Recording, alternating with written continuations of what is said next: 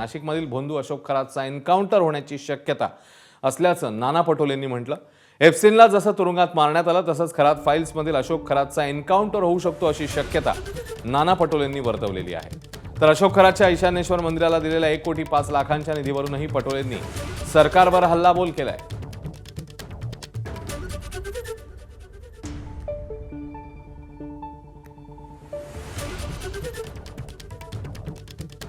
Ashok खरातचं encounter होणार का?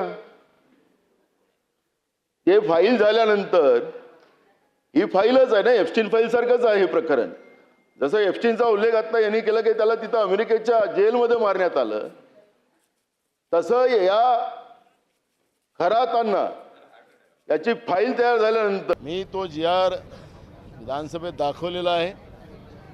2017 मध्ये रावल हे त्या विभागाचे मंत्री होते आणि त्यांच्याच मंत्रालयातून त्यावेळेस जे जी.आर. आहेत त्याला खूप तीर्थस्थळाला त्यांनी पैसे दिलेले आहेत। त्याच्यामध्ये 11व्या क्रमांकावर या भोंदू बाबा अशोक खरातच्या देवस्थानाला 1.5 कोटी रुपये त्या ठिकाणी दिलेले आहेत। त्याला 1.5 कोटी रुपयामध्ये मग त्याच्यामध्ये त्याला गट्टू लावून दिले, सगळं सौंदर्यीकरणाचं काम झालं त्याच्या आश्रमाचं।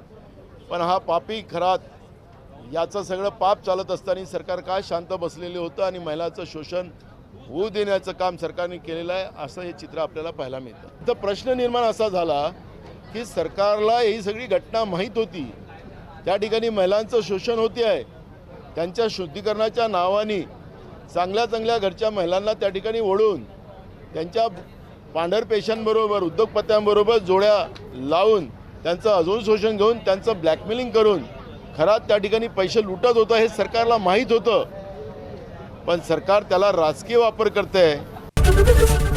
एबीपी माझा, उघडा डोळे बघा नीट।